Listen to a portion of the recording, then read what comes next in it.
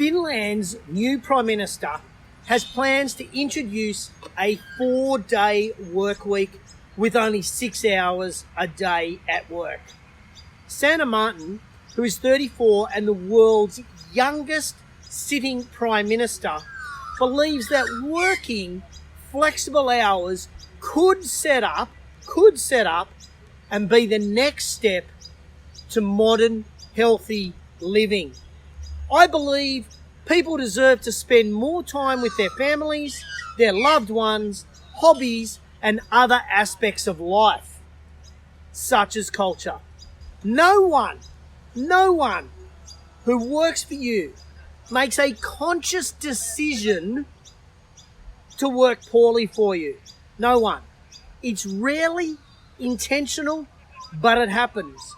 And why does it happen? Because your team are busted. They're burnt out. They're simply not mentally healthy. I don't mean that disrespectfully to them. I mean they are mentally exhausted. And your role as their leader is to ensure your team are healthy and firing on all cylinders. Your role is to help them achieve more every day without adding pressure. Having a plan to work on your team's mental health, in fact your own, as a leader, your own mental health, is as important as designing a business plan, a marketing plan, a new product rollout plan, or any other plan in our business. Because people are the linchpin to all of those plans working. Great having you guys all on board. Welcome to JT and the Raw, show 180. Show 180 coming to you live from Lane Cove, downtown Sydney. And JT and the Raw is a show that comes every single week where I chew the thin on business. And after 31 years in business, I have just a few thins to chew. And today's thin is about you looking after the mental health of yourself as well as your team. And what inspired me to have this discussion was two things this week. The first one was obviously what I started off the show with, and that is the theme that the Finland's new Prime Minister, Sanna Marin, is looking at. Changing the work week and what that might look like. Good morning, Glenn. Good morning, Nathan. And the other thing that inspired me is I did an interview this week on a podcast, which was, the podcast is called Your Worst Ever Investment, where we had to confess in this interview what our worst ever investment was in business. And for me, the worst ever investment that I made was in my own health. I know, paradoxical with a background in the fitness industry, but I would have put my own health second to my entrepreneurial spirit. And that is often what happens in business. There's an old catchphrase, no one sees the size of your bank account on your tombstone. And for me, when I was working as hard as I was when I was younger, I had entrepreneurial spirit, I had a desire to be successful, and as a result, I put myself second. In fact, I probably put myself third, fourth, or fifth, and particularly my health. So today's show is just about to bring some awareness around what the state of the workforce looks like internationally, and then perhaps turning into a suggestion, and I'm going to give you one primary suggestion later to do with your team and what you can do with your team. First off, let's have a look at some of the data that's out there, because sometimes we think this actually doesn't include our team, and maybe we are, what would be the word, bulletproof, that we might be bulletproof and it not in fact impact us. 86% of British people say that they have experienced anxiety due to work pressure in 2019. 86% of people experienced anxiety due to work pressure in 2016. 87% said they have difficulty switching off from work.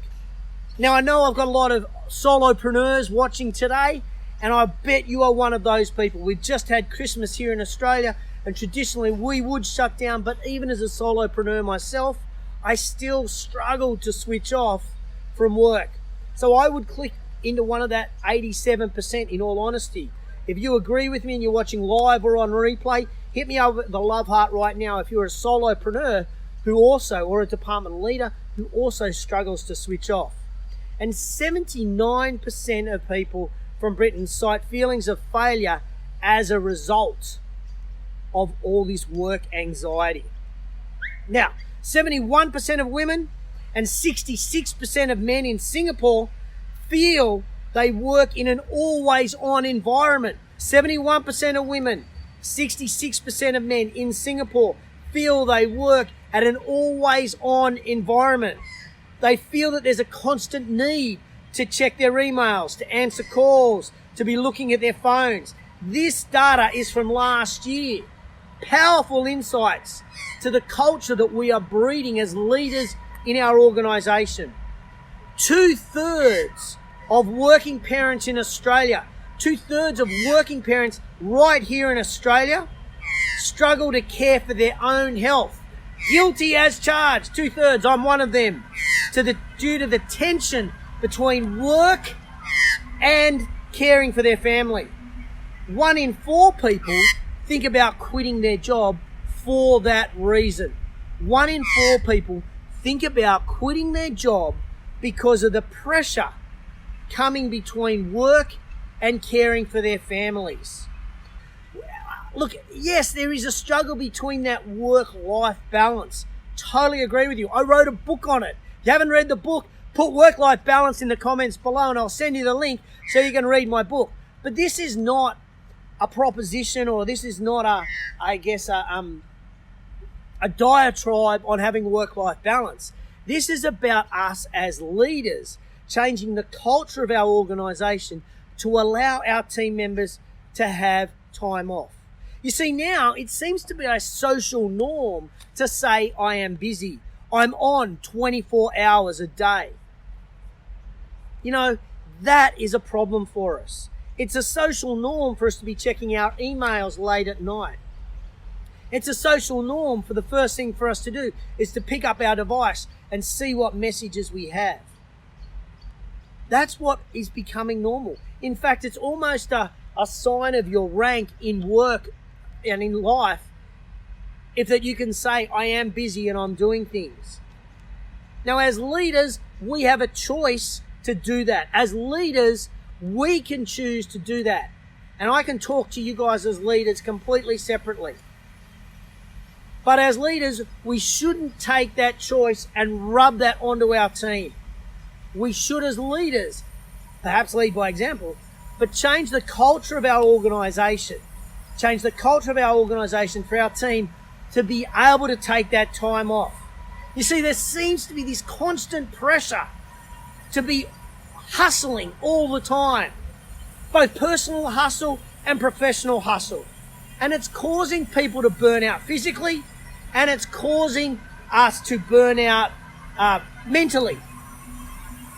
So, yeah, Jamie's saying many city employees feel guilty having a lunchtime workout at the gym. Yeah, they do. But that time is important. It's important for us to decompress what we are currently doing.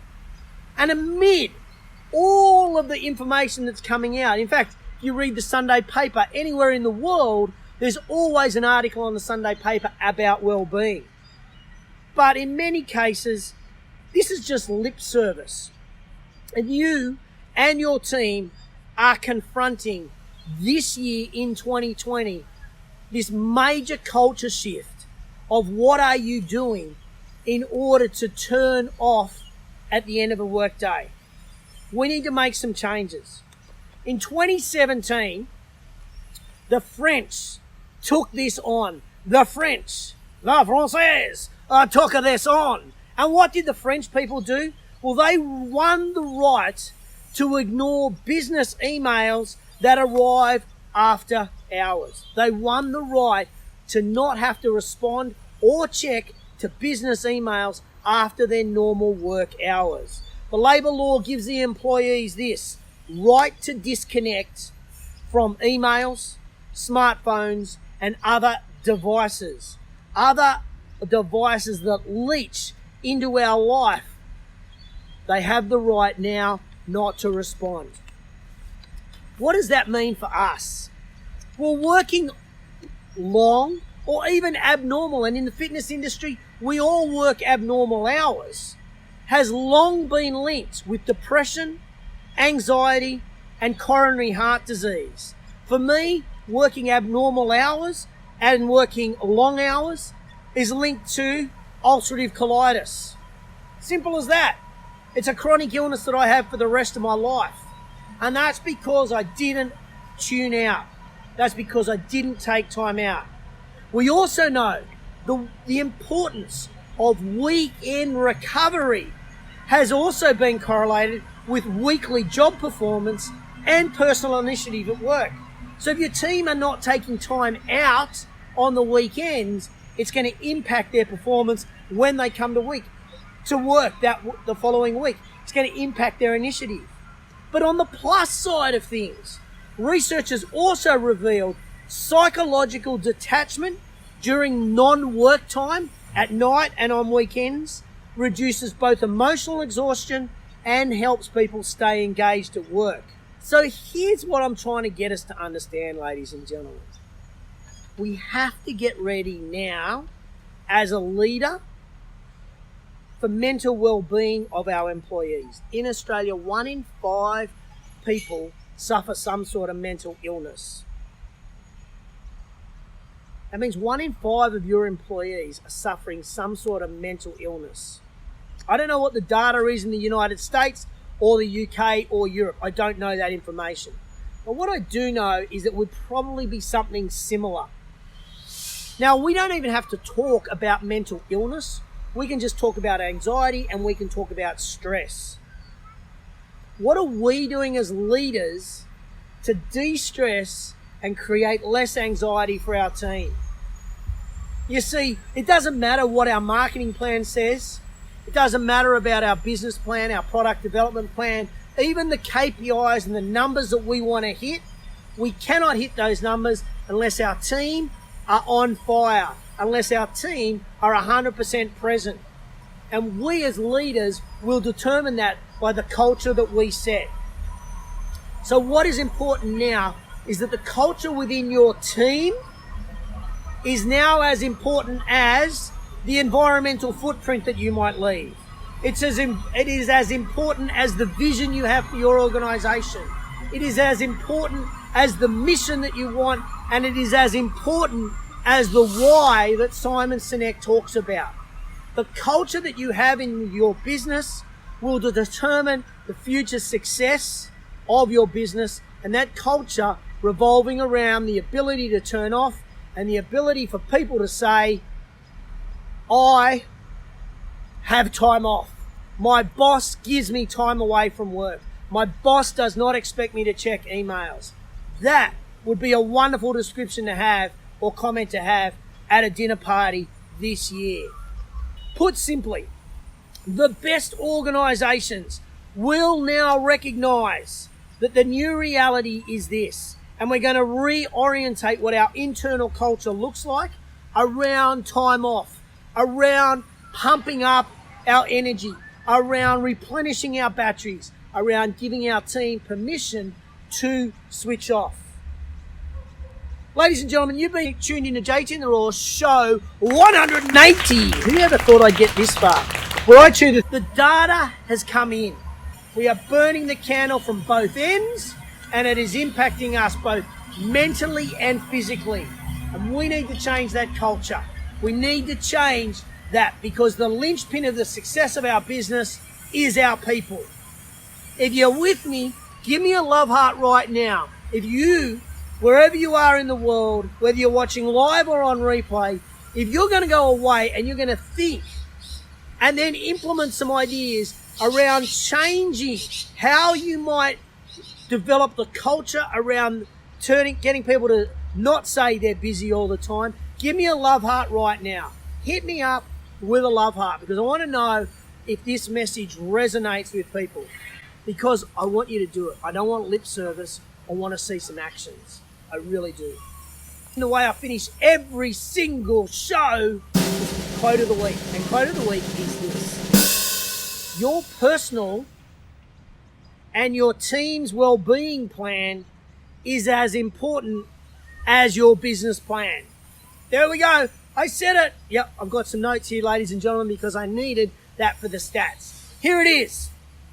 Your personal and your team's well-being plan is as important as your business plan. If you like that quote of the week, give me a love heart right now. Ladies and gentlemen, I want to finish with this one little insight for you.